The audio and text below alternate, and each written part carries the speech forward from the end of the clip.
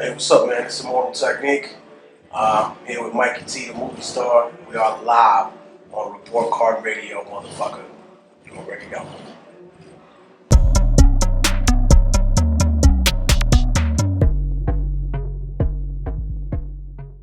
Getting into the battle rap scene, I wanted to ask how you actually got into it and eventually made your way onto 106 and Park.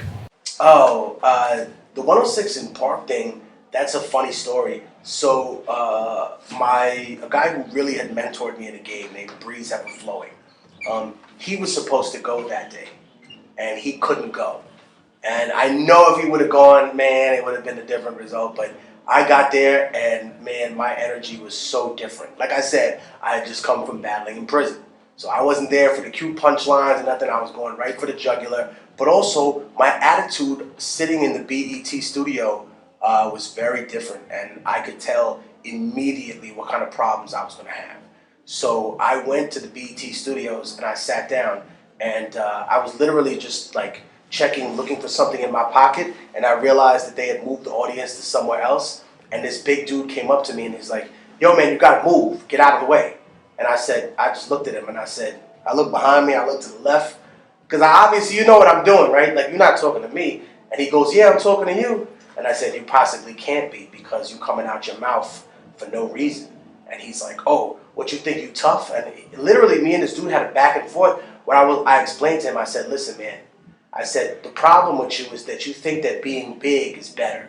That means you're a bigger target. That means if I come back here, I know you work here every day. That means if I run a razor across the back of your leg, you're going to hobble around, be a big for nothing ass nigga. Fuck you. What you going to do?" We had a big argument and people separated us. We were about to fight in there and they kicked me out. Literally on the day I battled, I went to the kicked me out of the studio, like right to the edge, and then the producer comes back and said, "We don't have nobody else to battle. What the fuck are you doing? Bring him back here." So they brought me back. I was like, "Yo, man, I'm not in the mood to do this." I said, "I'm going to diss all the judges. I'm going to diss everybody. Fuck this shit." So that's exactly what I went out and did. God rest his soul, Craig Mack. I didn't mean to catch you any splash damage, but I was just not happy that day. So I went off completely. But what's funny is that, Poster, he gave me my props afterwards. He was like, "Yo, man, you're like super nice, super aggressive." And I never really spoke to him after that. God bless him. I have nothing, no animosity towards him. But it was just how the producers were talking to me. Like, they were like, "Oh, this guy's going to coast anyway. Just put him in there, put him in there." Like, I heard y'all talking. I'm right here in front of you. And I guess they just were not used to that. And, later on, the security guard came up to me and he shook my hand and he was like, "One of the producers told me that you just got out." And I was like, "Yeah, man." And I showed him my jail ID and the card. And I was like, he understood. He's like, "Man, I didn't mean to come at you like that." I said, "Yo, bro, you got to understand, there are people that are much scarier than you think you are that have been trying to press me for the past month, and I didn't break then, so I'm not going to break now." And I feel like the difference is that I come from a very aggressive place where if someone touches you, you have to address that. You know what I mean?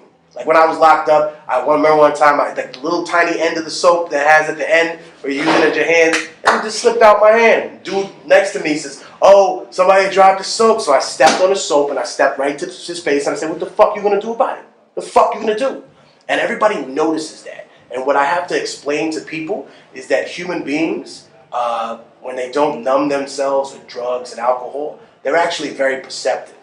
And even when you get high, sometimes, and you think you're being paranoid, you're not really being paranoid. You're noticing things that you didn't notice before.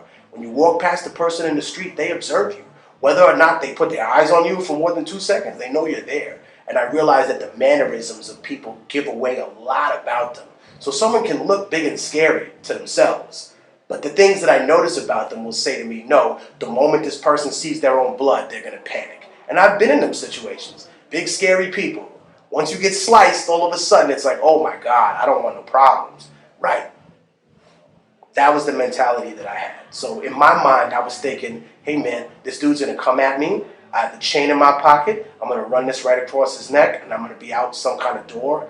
But, I was doing this only because I felt like I was being attacked. Only because I felt like the security dude was trying to punk me in front of all these people. And it was actually like a really weird day when that happened. But I got a lot of love from the 106 in Park appearance because a lot of people were like, "Yo, you really did your thing. Like, I get it." You know what I mean? that show is more like for kids, and they have like little snappy stuff that you kind of went in there with a lot of brutality. And so I began to be known for that sort of thing. And being that I won every major contest in New York City, it was like, what does that one matter? You know what I mean? The other problem was that they wanted to sign the winners of the contest to contracts. And I wasn't happy with that. And I said, I'm not doing that. That was it. Yeah, they eventually, the Sonny, S-U-N-Y, he actually got signed to JD. How did they announce you on that show? Was it as Immortal Technique? I think it was just Technique. Technique. And they called me that morning. And Breeze was like, yo, you want to do this? And I was like, you want me to replace you? I'll do it, man. What you want, whatever you want to do. And it was cool. Breeze actually went on to win DFX six weeks in a row. So, you know, he definitely did his thing. And, you know, I was never salty about any of that. Like, if anything, you know, that all worked in my favor because most of my fans didn't like the commercial crap that they were playing on that station anyway. So the underground saw it as an affirmation of the fact that I was willing to stand out, that I dissed the judges, that I dissed BET, that I dissed 106, that I went in there doing whatever I wanted, that there were no consequences for me whatsoever for my career because you can't do nothing to us. We underground. You know what I mean? Hey, we're going to turn your lights off. We live in the jungle, stupid. We don't need lights. Oh, we're going to stop delivering Coca-Cola. We don't even know what that is. We live in the jungle, bro. Fuck you. We're not here with your fake civilization. Go back to the Capital District. We're fine here in District 12 without you people ever coming here. And that's how we felt. Literally, when they can take nothing away from you.